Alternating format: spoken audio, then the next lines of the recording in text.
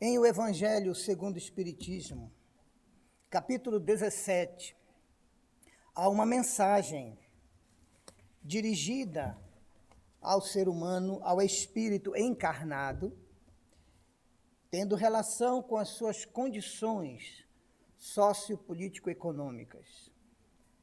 O espírito assina François Nicolas Madeleine Cardeal Morlot, mensagem dada em Paris no ano de 1863.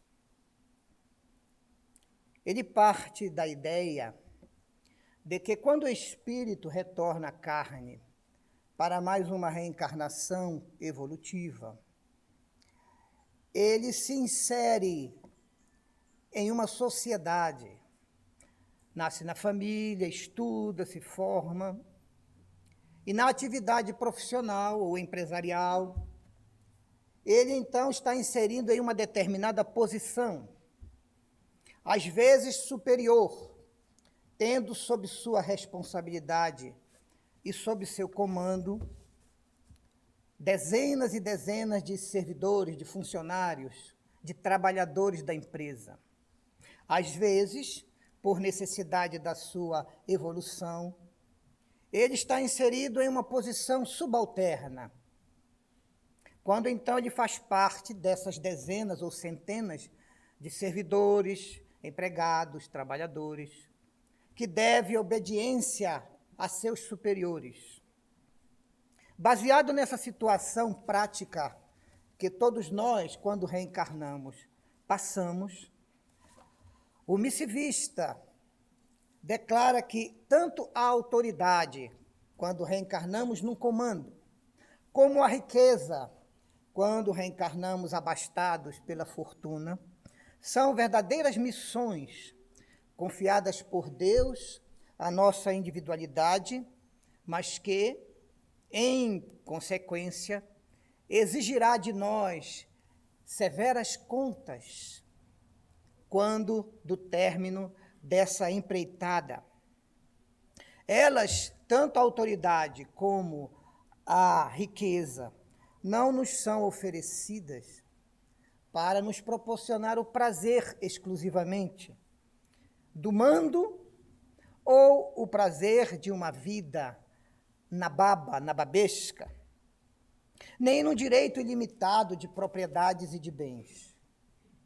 Porque Deus, como todos sabem, e a experiência do dia a dia nos comprova, está cansado de, ora em um momento, ora em outro, retirar do comando de alguém tanto a autoridade como a riqueza, dependendo dos interesses maiores da espiritualidade.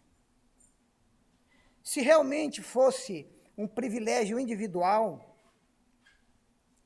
nós poderíamos alegar que é inalienável aquele nosso direito ou aquele nosso poder econômico. No entanto, como pode alguém se declarar aqui na Terra dono real de qualquer coisa, seja o poder, sejam as propriedades, se a qualquer tempo elas podem dele ser retiradas sem seu consentimento, sem até ser consultado? Ora, tudo aquilo que está nas mãos dos homens, mas que lhe pode ser tirado a qualquer tempo sem seu consentimento, não é sua propriedade. As nossas propriedades reais são as nossas conquistas, advindas, oriundas das nossas experiências, do nosso aprendizado, do nosso esforço pessoal, das nossas conquistas. Isto sim, assimilados ao patrimônio dos nossos espíritos, nunca nos será tirado.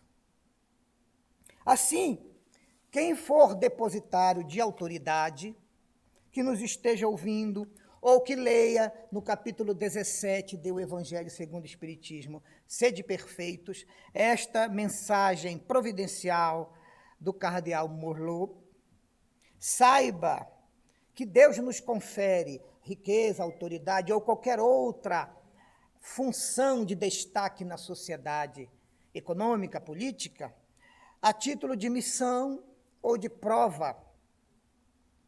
E quando ele entende, porque não estamos indo bem, ele tem o direito de retirá-la, julgando isso conveniente.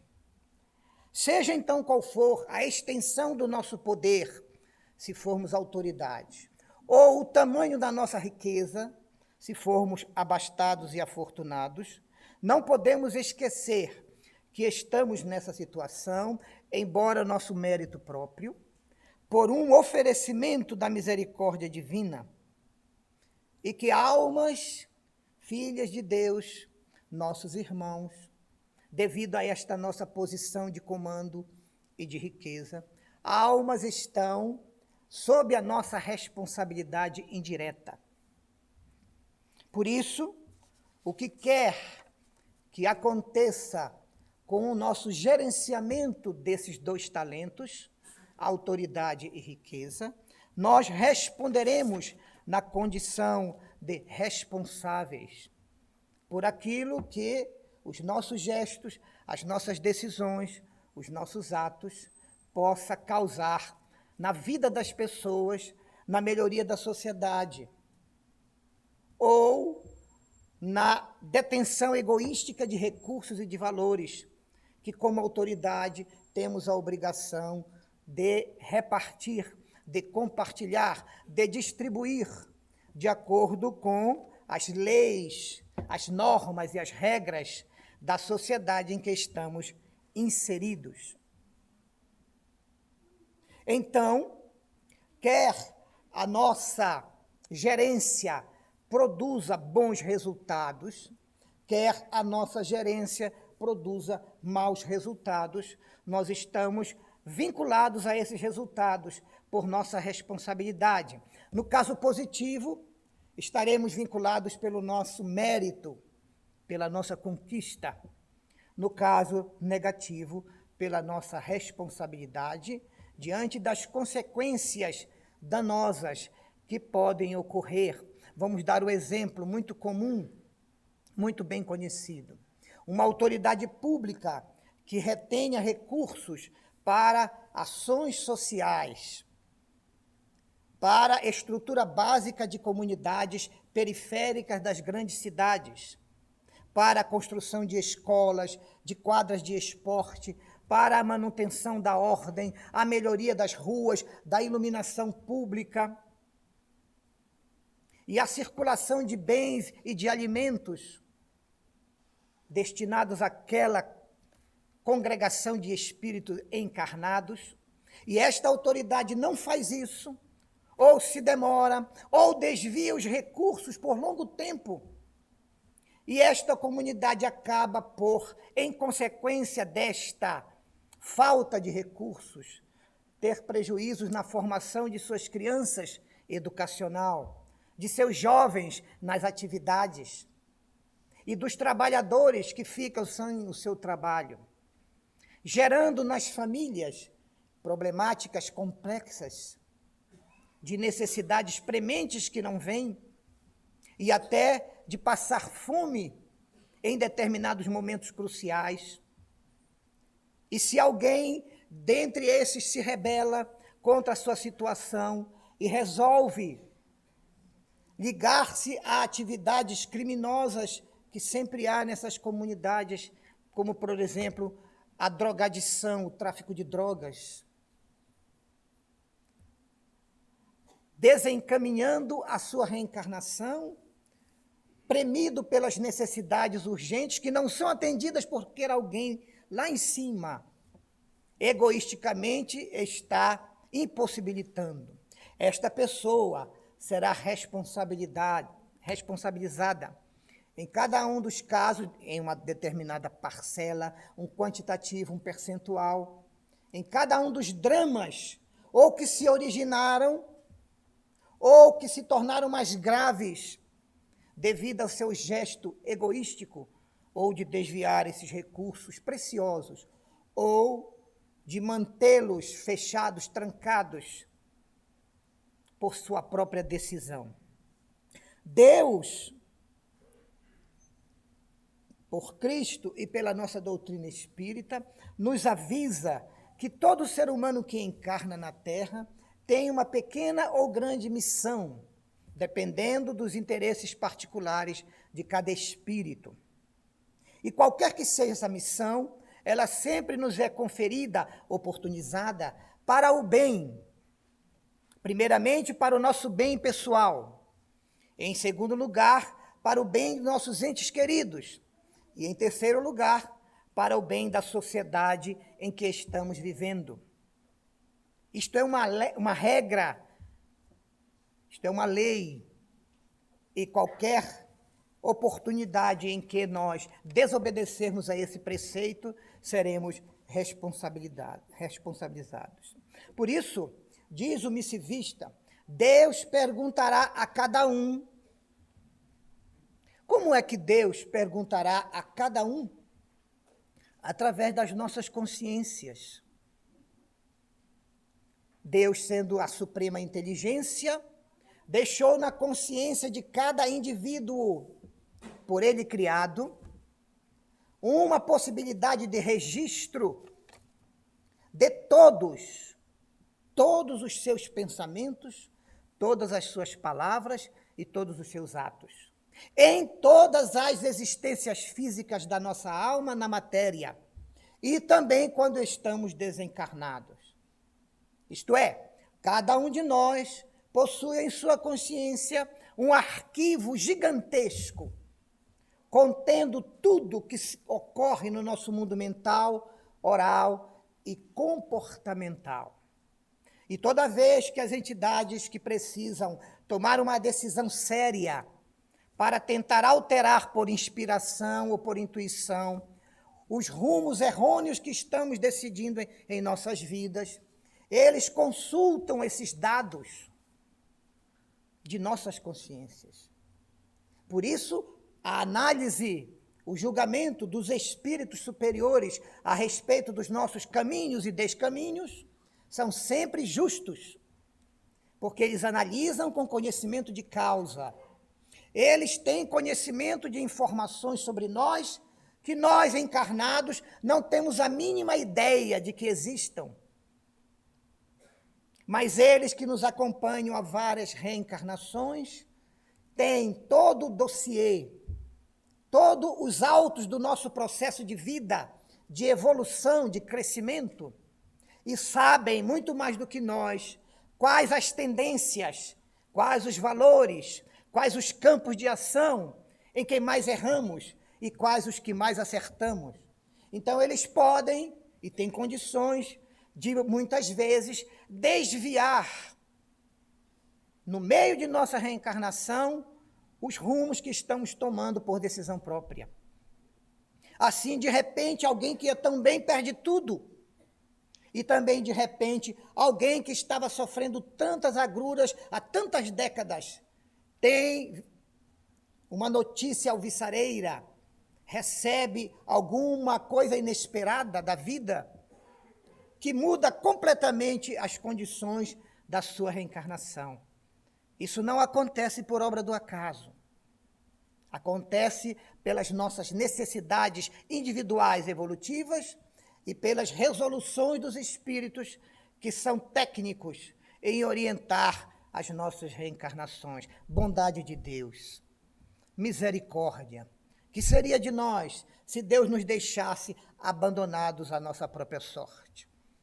Nós que constantemente estamos pensando coisas indevidas, estamos falando coisas que magoam e que ferem, e estamos nos comportando de maneira não só diferente, como às vezes até contrárias ao que defendemos na nossa crença cristã espírita.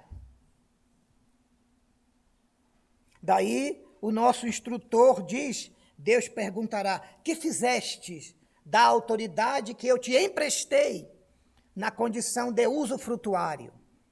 E a outro perguntará, que fizeste tu com a riqueza que eu te confiei em mãos, para que tu as distribuísses em forma de trabalho digno, de oportunidades, de empresas, de educandários?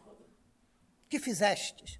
Então, a nossa consciência, é quem responderá, projetando numa tela que dizem, não é mais nem 3D, é 4D.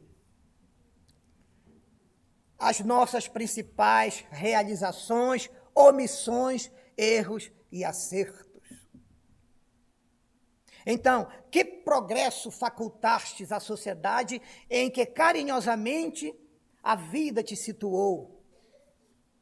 Imaginem vocês, o que fizeste durante os 45 anos que frequentastes e trabalhaste na Comunhão Espírita de Brasília? Qual foi a produção com essa riqueza, com esta ferramenta generosa que eu te confiei às mãos? E aí a pessoa tem que mostrar, não adianta explicar. Nem adianta as desculpas que estão sempre na moda. Não fui eu não estava lá, eu nem sabia. Porque passa o filme das nossas vidas. Os momentos especiais em que estamos fugindo dos nossos compromissos de cristãos e de espíritas, fugindo daquilo que nos dá trabalho, daquilo que não gostamos, dos parentes difíceis. E aqui em Brasília, como é bonito essa questão dos parentes. Eles vêm e pedem para ficar em nossa casa um fim de semana para fazer um concurso público. Vêm de várias cidades do interior de todo o país. E aí passa o concurso, vem o outro fim de semana, vem o outro mês, vem o outro ano e nunca mais eles vão embora. Por quê? Então nós ficamos magoados. Doutor Bezerra, eu que frequento há mais de 30 anos a comunhão, por que o senhor permite que aconteça isso comigo? Se eu fosse o doutor Bezerra, eu me materializava e disse, por causa disso, mostrava o arquivo. Mas eles são bondosos, eles são compreensivos, então eles nos respeitam. A explicação está na doutrina, como esta mensagem, intitulada Superiores e Inferiores. Então, vamos lá. Se nós estamos na condição de comando com autoridade, Deus nos envia subordinados na condição ou de companheiros de lutas, ou de amigos fraternais, ou de filhos da nossa responsabilidade. Filhos. Não tem nada a ver conosco, às vezes são até mais velhos do que nós em idade cronológica, mas são nossos filhinhos de responsabilidade do pretérito. E são esses que nós queremos empurrar para longe de nós, dos quais queremos nos livrar, que queremos transferir para outros setores da empresa ou da repartição. Paulo escreve em uma de suas cartas que o Senhor lhe tinha enviado, para que ele não tivesse muito orgulho do que andava fazendo, um aguilhão constante que o espicaçava para que ele não se empolgasse demais com as suas vitórias. E isso o acompanhou até a sua morte. Claro que esses irmãos não são aguilhões para nós, mas são os necessários detentores dos testes, das provas técnicas que vamos fazer e dos testemunhos morais que precisamos dar. Então, se somos superiores, os nossos subordinados são amigos, fraternos, e são nossos pequeninos aguilhões carinhosos, que nos chamam à responsabilidade, que hoje não lembramos, mas nem por isso elas deixam de existir em nossa realidade existencial. Também Deus poderá dizer, eu te dei a força, eu te confiei a fortaleza, para que tu pudesses auxiliar os mais frágeis, os mais fracos. E o que é isso que ouço ouvir de ti? Que tu os exploras em vez de ajudá-los. Que tu colocas sobre eles, sobre os seus ombros, os fardos que tu próprio deverias carregar porque te pertencem. Que estás fazendo com os meus filhos, que eu te emprestei para que fossem momentaneamente teus filhinhos também. E aí a pessoa tem que se responsabilizar pelo que está acontecendo. É curioso esse assunto da doutrina espírita, porque ele dá continuidade a preocupações de Jesus, desde quando ele aqui esteve, porque estão no Evangelho, e também com seus amigos que deram sequência à obra de implantação do cristianismo na terra. Encontramos, por exemplo, no primeiro versículo do capítulo 14 da carta de Paulo aos Romanos, a seguinte afirmação: acolhei os mais fracos, auxiliai aqueles onde ainda a fé é pequena, sem querer discutir as suas opiniões. Isso Paulo pede em 14:1. Na mesma carta aos Romanos, agora capítulo 15, também versículo 1, escreve: nós os fortes. Quem são nós os fortes? Somos nós. Nós, às vezes, nos imaginamos fracos, impotentes, incompetentes, mas não. Isto é um erro de avaliação da nossa individualidade. Nós somos fortes, nós temos fé, nós temos Cristo, nós temos o Espiritismo, nós temos a casa que nos abençoa e nos protege. Nós é que somos esses a quem Paulo escreve.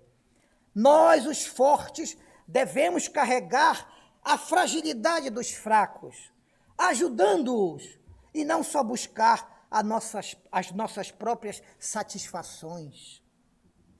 Vejam que a recomendação já consta do Novo Testamento, e agora vem a doutrina espírita ampliando aqueles conselhos com esta recomendação do nosso cardeal Morlot.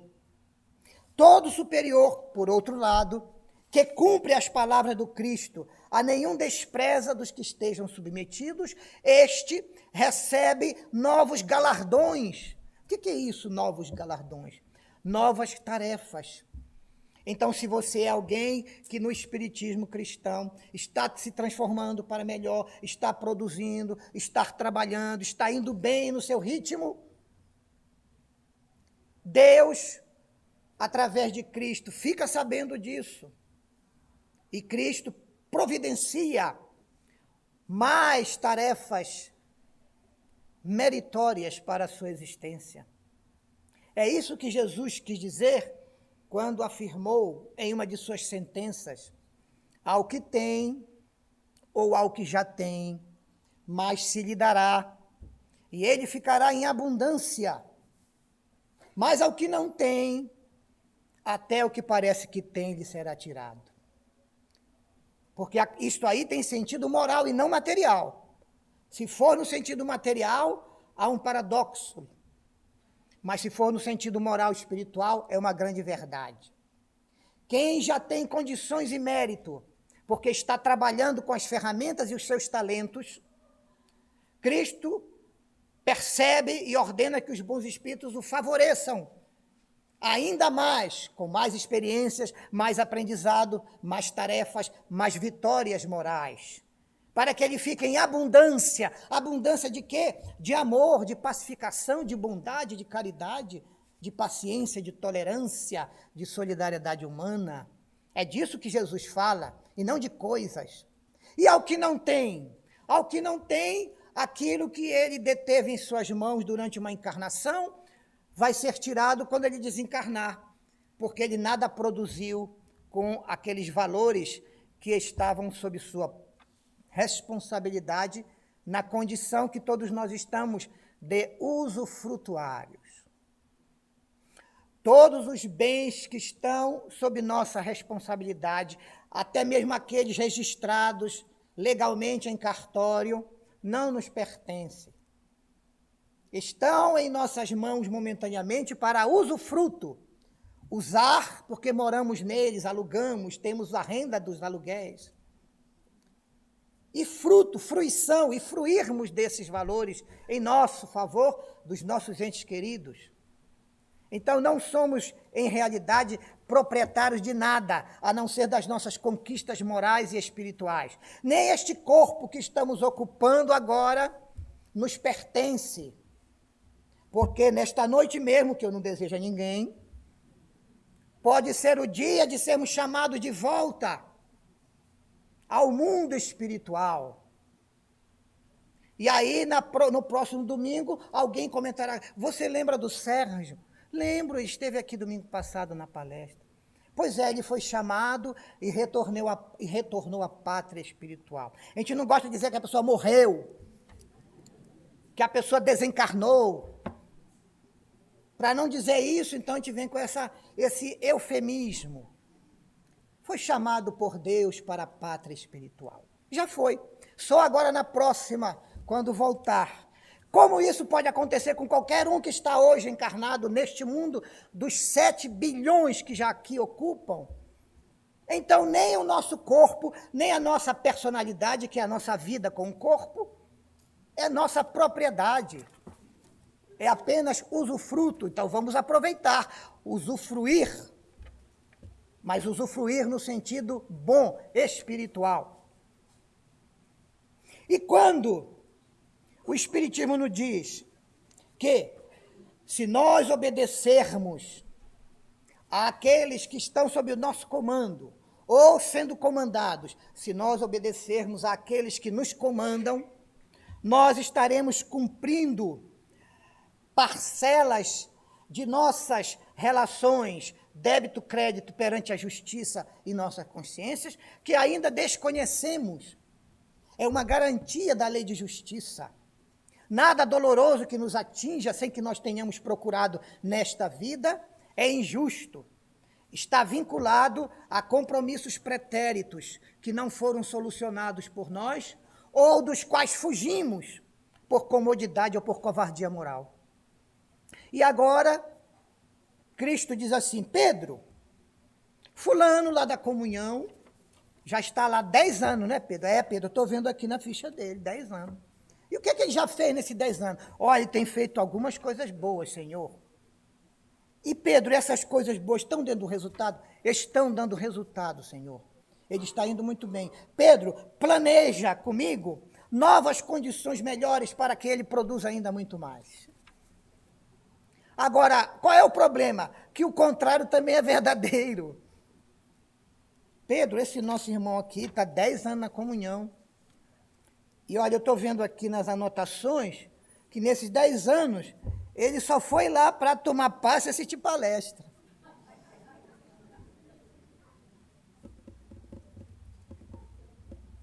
Pedro, antes de nós usarmos a lei, olha como Deus é bom e Jesus também.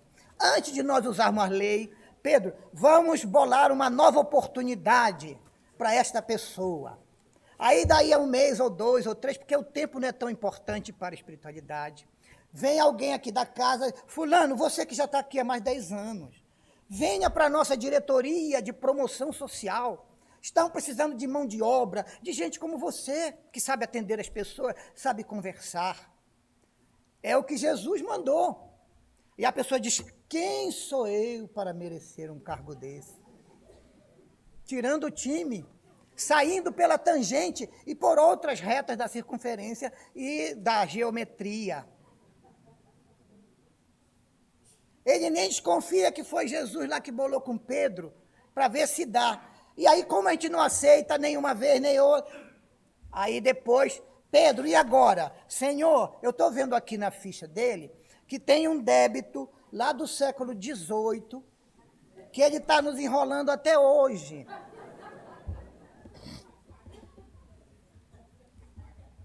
Olha, já que ele está na comunhão, vai ser assistido, já que ele recusou as nossas oportunidades, manda o débito para ele, Pedro. Aí lá vem o problema, a dificuldade, o sofrimento. O parente que vem passar o fim de semana. Como meio de nós sairmos do marasmo evolutivo em que nos encontramos por opção própria. E quando isso acontece, a gente ainda vem aqui se queixar para o orientador da casa. Olha, eu entrei no espiritismo e só acontece coisa ruim na minha vida. Qual foi a coisa ruim? Olha, surgiu um negócio que eu fico tremendo no braço, meus pelos ficam tudo eriçado. É mediunidade, meu filho, você tem que trabalhar. Além disso, um parente que eu não gosto, que nem é meu parente, é da minha mulher. Ele veio para ficar aqui, nunca mais vai embora, consome, eu compro, encho a geladeira e ele vaza a geladeira toda. Aí vem se queixar aqui dos detalhes, picuinhas. O que é uma geladeira? Ou uns 3 anos de alguém que veio passar só um fim de semana? Se nós soubermos reconciliar com ele, o prêmio será de 30 séculos de alegria junto com ele. E nós cortando. Então é a espiritualidade trabalhando para nos encaminhar as coisas boas e a gente desviando e fugindo. Liso que nem quiabo, como diz lá na minha terra. Então, se você é superior, tem deveres a cumprir, porque o inferior a seu lado também tem suas necessidades urgentes e seus problemas. E se você está em uma posição de manipular muitos valores, muitas opções, muitos cargos e funções, você tem grande oportunidade de distribuir com justiça, dentro dos seus critérios, as oportunidades dignas de outras pessoas saírem das dificuldades em que se encontram. Este é o bom chefe, este é o bom diretor, este é o bom presidente, ou diretor-presidente, ou dono da empresa.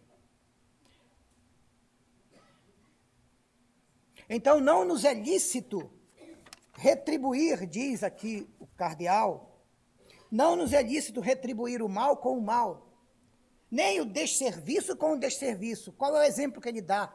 Se somos subalternos e prestamos atenção que o nosso chefe também não cumpre nenhuma de suas atribuições, não vamos fazer como ele. Ah, não, aqui é tranquilo. Eu adorei o setor desta empresa. Aqui o chefe não faz nada, não passa nada para nós. Se você é espírita, não caia nessa armadilha. Cumpra a sua parte, o seu dever para o qual você foi contratado. E pelo que você recebe o seu salário todo mês, religiosamente. Este é o conselho que ele dá aos espíritas. A nossa posição, quando é desvirtuada, ela acaba gerando sofrimentos. E geralmente esses sofrimentos irão cair à conta do nosso passivo. Nós todos temos um passivo que deve ser diminuído a cada reencarnação e aumentado um pouquinho o nosso ativo, que é a parte positiva. Mas o que fazemos? Não aceitamos as tarefas para podermos aumentar o ativo da nossa contabilidade devida e ainda fugimos do passivo que nos busca para a devida retribuição. E aí, quando chegamos lá em cima, que os espíritos examinam junto conosco tudo aquilo que tivemos oportunidade de realizar e não fizemos, nós ficamos decepcionados. Então, não temos como culpar fulano, cicrano, nem beltrano. Nem dizer o país que eu reencarnei não era sério, não foi bom, lá nada funcionava.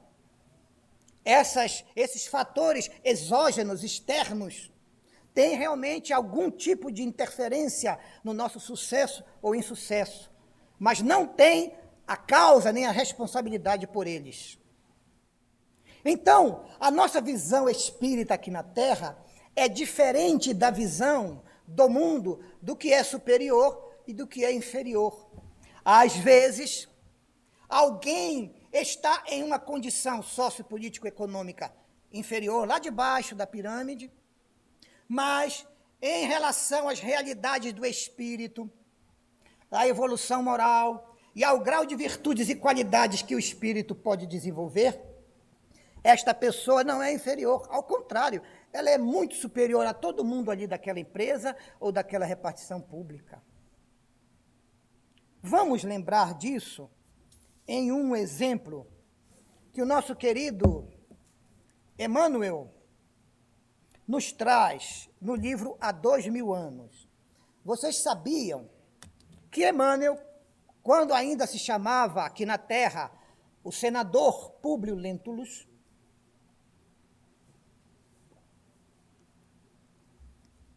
ele teve uma bênção maravilhosa.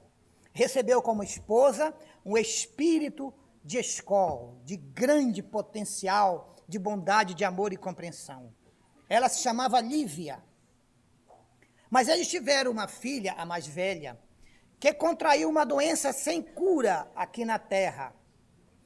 Devido a essa doença, ele, que foi criado e era amigo de infância de Tibério César, o imperador, pediu uma transferência para a Palestina, para Jerusalém, a fim de, naquele clima, talvez melhorar o estado de saúde de sua filha. E como era amigo do imperador, o imperador conseguiu que ele fosse em uma função pública do império, nomeando-o, por um decreto imperial, representante de César na Palestina, ou legado de César na Palestina. Então ele foi com poder maior do que Pôncio Pilatos, que era apenas o governador só da Judéia.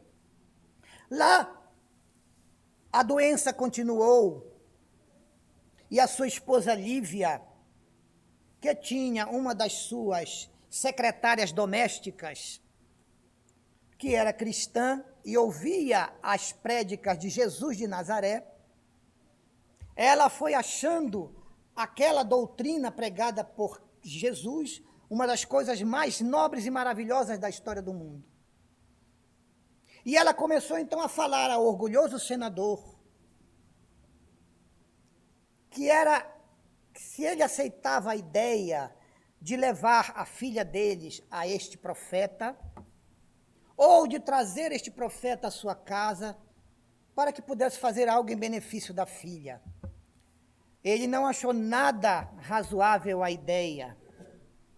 Mas, na primeira parte do livro, há 2000 anos, capítulo 5, o Messias de Nazaré, vamos resumir, devido ao tempo, os principais diálogos e o encontro do senador orgulhoso Públio Lentulus com o profeta nazareno chamado Jesus.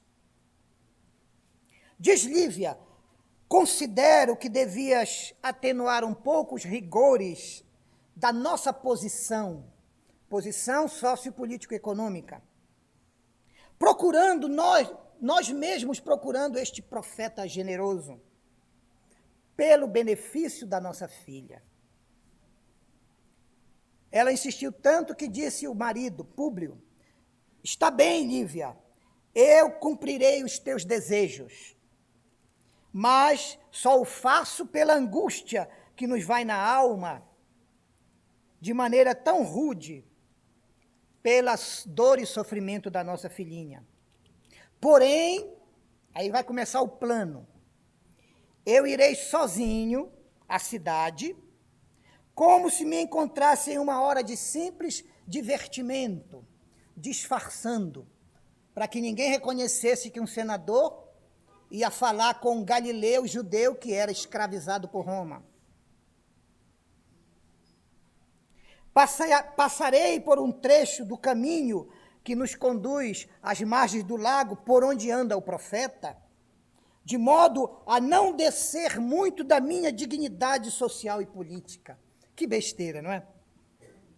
E no caso de acontecer alguma circunstância favorável, eu o chamarei para dizer-lhe que seria prazeroso a nós a sua visita ao nosso lar, com a finalidade de ajudar a nossa filhinha. No dia marcado pelo próprio Públio, quando o crepúsculo já dava os sinais de descer à terra para o início da noite, saiu o orgulhoso senador de sua casa, fingindo distração e alheamento. Na minha terra se chama tirando a bronca, disfarçando, assobiando, olhando as estrelas, e sentou em um local próximo a uma antiga fonte da cidade, que ele já sabia que por ali passava o profeta.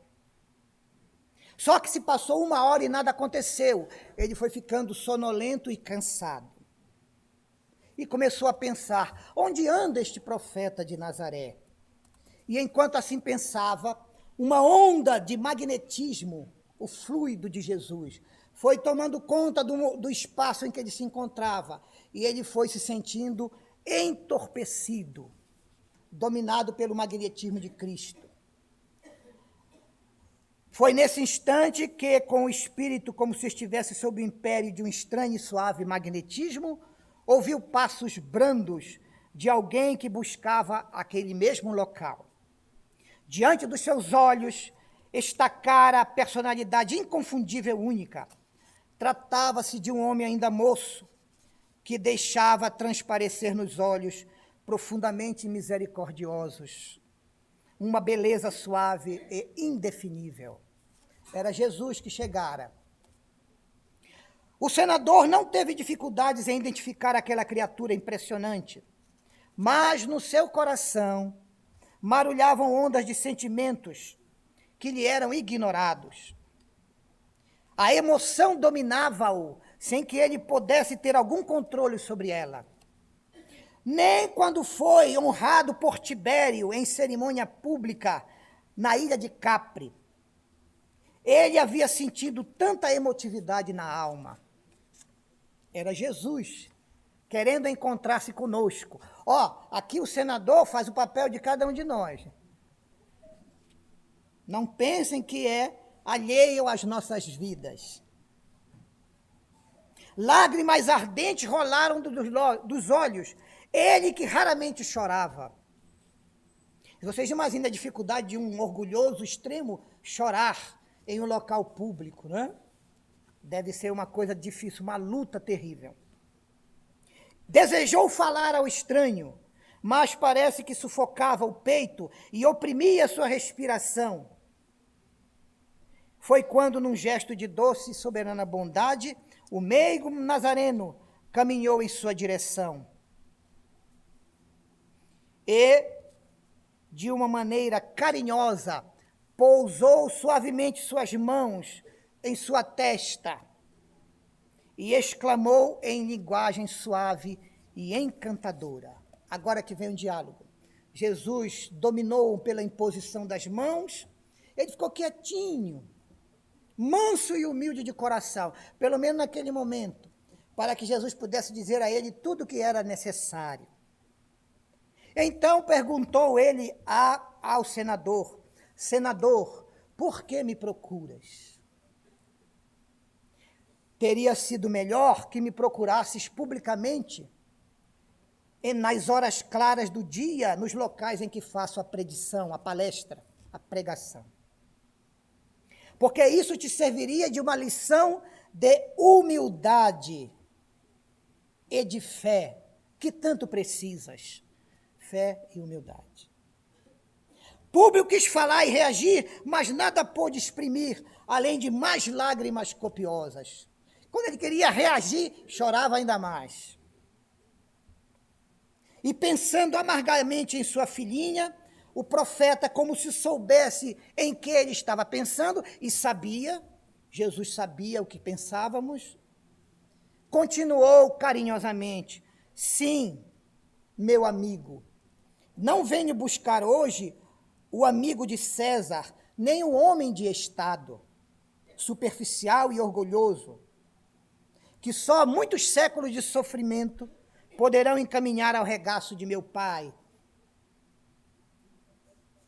Venho atender às súplicas de um coração e das preces da tua esposa oprimida e desditosa. É o sentimento de amor que ela possui que irá salvar a tua filhinha da doença. Não é a tua presença aqui, nem o teu orgulho, nem o teu mérito. É o dela, da tua esposa. A sua fé e o seu amor bastarão para que um raio de energia possa envolver a tua filhinha em um estado melhor de saúde. Comovido e magnetizado, o senador considerou que seu espírito pairava numa atmosfera de sonho.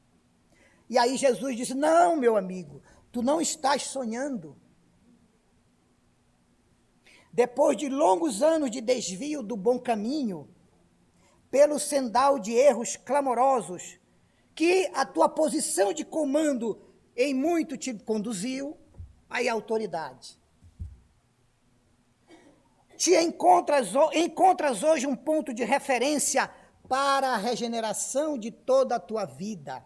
Isto é, se ele aproveitasse esse encontro com Jesus, cujo motivo era sua filha, para absorver do Mestre não apenas as vibrações, mas aceitar as suas palavras e mudar sua vida, ele teria um momento, uma referência de regeneração para toda a sua vida futura. Porém, está em tua decisão e em tua vontade querer aproveitar isso agora ou daqui a muito tempo no futuro. Você decide. Cristo busca cada um de nós para se encontrar conosco em uma conversa bem particular e íntima. Ele diz o que precisa, nós ouvimos. Se vamos aceitar e vivê-las, é por nossa conta, é por nossa decisão. Você decide. Soa hoje para o teu espírito, senador, neste momento, um minuto glorioso, se tu conseguires utilizar a tua liberdade, para que seja ele em teu coração, doravante um cântico de amor e de humildade e de fé. Porém, ninguém poderá agir contra a tua própria vontade e tua consciência. Você decide. Se quiseres desprezar indefinidamente este minuto precioso, ficará por tua responsabilidade e por tua conta. E ele fez isso, exatamente. Públio fitou aquele homem extraordinário e pensou consigo mesmo, humildade? De que é que ele está falando? Que credenciais possui este profeta para falar assim comigo? No pensamento. Eu sou um senador do império, revestido de todos os poderes. Estou diante dele que é simplesmente um vassalo. E aí veio à sua lembrança as cidades dos Césares, cobertas de triunfos e de glórias, os monumentos e os templos aos deuses do império, e os poderes que ele tinha certeza naquele momento que eram imortais. Olha que bobagem, achar que um poder temporal da terra é imortal. Jesus captou a imagem do seu pensamento e disse: todos os poderes do teu império, senador, são muito fracos, e todas as riquezas do teu império são tão miseráveis. Ele pensava e Cristo respondia. As magnificências do mundo, da terra e dos Césares são ilusões efêmeras de um só dia em relação à vida celeste. Porque todos os sábios, todos os mestres, todos os guerreiros, todos os governadores, todos os imperadores, um dia serão chamados, no momento oportuno, aos tribunais de justiça que meu Pai comanda. E um dia deixarão de existir as suas águias poderosas, que hoje dominam o mundo à conta do teu império, sob um punhado de cinzas misérrimas. Acabou com o império. E ele assustado, porque ele pensava, Cristo respondia: senador, aproveita para gravar em tua mente o que te digo. Só uma lei existe que sobreviverá aos escombros da inquietação de todos os homens, a lei do amor. Só uma lei existe que sustenta todo o universo, a criação, as nossas vidas, as nossas existências. A lei do amor, instruída por meu Pai desde o princípio da sua criação. Agora, senador, pode voltar ao teu lar, consciente das tuas responsabilidades e das decisões que tens a tomar no teu próprio destino. Eu te dei a receita, eu te mostrei o roteiro, agora é contigo, volta para tua casa. O senador quis falar, quis reagir, mas a sua voz tornou-se embargada. Uma comoção de profundos sentimentos o envolveu. E notou, sem poder fazer nada, que o profeta se retirava calmamente, indo embora em direção contrária. Neste instante, um suave torpor tornou-se tão poderoso que paralisou-lhe as faculdades de observação e ele se aquietou em um canto, dormindo profundamente. Foi tão forte o magnetismo de Cristo que quando o Cristo se retirou, ele caiu num sono. Aí diz Emmanuel, isso aqui é um testemunho pessoal, ele é o autor do livro, do romance. E olha o que ele coloca no final do diálogo. Deviam ser quase 9 horas da noite, quando o senador sentiu que despertava em pleno banco público de uma praça. Ficou ali até as 9 dormindo. Tal foi o efeito magnetismo do amor de Cristo. Então vejam, temos aqui uma autoridade constituída pelo poder do homem, Tibério César, e temos aqui um homem simples, sem origens da da genealogia humana, sem uma família de tradição, de riquezas, de importância, que vivia em Nazaré, um burgo que nem constava dos mapas da época, lá na Galileia. Tínhamos aqui o dominador e o escravo. No entanto, nós tínhamos, ao contrário, na visão da realidade espiritual, o ente superior puríssimo e o ente iludido inferior no campo moral, dominado pelo egoísmo, pela vaidade, pelo orgulho, pela sua relutância em aceitar os seres como irmãos, pela sua vontade dominadora, pelo costume de impor as suas regras, seus pensamentos a quem quer que fosse. Ele estava acostumado. Mas, na visão materialista da terra, ele era uma autoridade suprema em toda a Palestina. O que ele não sabia é que aquele que falava com ele, Jesus, o nosso Cristo, era a autoridade suprema em todo o nosso sistema solar. E não só na terra e na Judéia, ou na Palestina, ou em Jerusalém. Assim somos nós. Quantas vezes nos é oportunizado um encontro com alguém que, se escutarmos e prestarmos atenção mais aprofundadamente, poderemos extrair informações, valores e conhecimento que irão produzir as mudanças efetivas para melhor em nossas vidas. Mas não queremos acreditar pelo nosso orgulho, pela nossa vaidade, pela nossa posição social. Quantas vezes já aconteceu nesta vida e quantas ainda acontecerão até que desencarnemos? Não é Jesus de Nazaré, mas é alguém que Cristo mandou. Que importa a identidade e o nome desta pessoa que a divina providência encaminha nossas vidas para nos despertar, nos dar um choque, nos sacudir para sairmos da nossa inação no campo moral e espiritual. Que importa? Importa que ela está ali, que ela disse as palavras que precisávamos e que desejávamos ouvir no íntimo, no profundo da nossa consciência.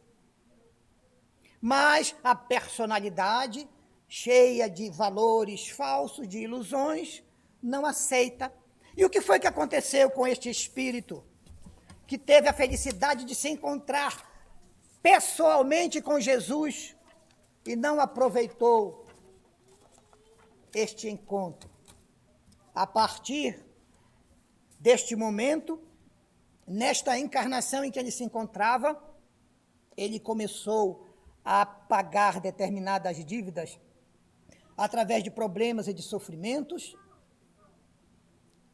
Teve um filho recém-nascido, sequestrado pelo pai de um menino judeu, que ele não perdoou e mandou para as galés romanas, por um pequenino deslize de jovem. Ele ia passando na caravana, chegando à Palestina, e ele jogou uma pedra que atingiu a caravana. Por causa disso, ele condenou à morte o jovem. O pai veio no outro dia e lhe implorou, humildemente de joelhos, que o liberasse, e o seu orgulho não deixou. E assim vai até que ele desencarna, em consequência da erupção do Vesúvio, que destruiu Herculano e Pompeia. 50 anos depois, ele tem que reencarnar na condição, ele era superior. Qual é a condição que ele vem agora? Para poder aprender mais. De escravo. 50 anos depois, ele volta à Terra como o escravo Nestório. Na sequência do romance a este que é, 50 anos depois, o título. E o tempo se passa, e é lógico, na Idade Média ele reencarnou várias vezes na condição de religioso, trabalhando pela obra de Cristo, teve a sua recuperação. Na época do início do nosso século, se aliou a Francisco Cândido Xavier, já na condição de mentor espiritual, e adotou o pseudônimo de Emmanuel. E aí é só alegria daqui para frente. Mas um dia, para nós encerrarmos, que está na hora, um dia, Chico Xavier perguntou-lhe, Emmanuel, você vê, vez por outra, a sua esposa Lívia, que, segundo você me disse, mora em regiões superiores, que você não tem permissão para ir?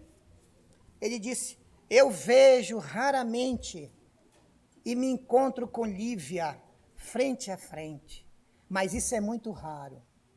E quando você está frente a frente com ela, como é que você se apresenta? De joelhos. Disse Emmanuel sem pestanejar, de joelhos. A mulher que ele, por uma desconfiança sem nenhum sentido, condenou a 25 anos morando com ele, sem ter nenhum contato com ela, que era sua esposa honesta, trabalhadora e um espírito muito mais avançado do que ele. Por isso, encerrando a nossa reflexão de hoje, superiores, inferiores, classe rica, classe média, classe pobre, classe C, classe D, classe A, são contingências naturais de cada reencarnação e são fatores permitidos que nós, por trabalho e mérito, consigamos alcançar. Você pode nascer em uma comunidade periférica do Rio de Janeiro, de São Paulo, de Minas Gerais, ou aqui mesmo do Distrito Federal, e chegar a uma condição de um senador da República, de um presidente, de um diretor de uma grande empresa, de um proprietário de um império econômico. Não tem problema nenhum. O problema é o que você irá fazer e como você irá se comportar, tendo em mãos um patrimônio, uma ferramenta, um talento gigantesco desses, sob sua exclusiva responsabilidade. Então, a condição em que nos encontramos hoje, vamos dizer assim, é o que nós estamos precisando no momento. Vamos ficar tranquilos e resignados. E vamos aproveitar todas as oportunidades que tivermos para, na relação com superiores e com subordinados, nós sempre exercermos com sinceridade o nosso papel de espíritas, o nosso papel de cristãos. Até que um dia consigamos nos encontrar frente a frente com Jesus e quando alguém nos perguntar como é que você se apresentou diante de Cristo, você responde com todo orgulho, de joelhos.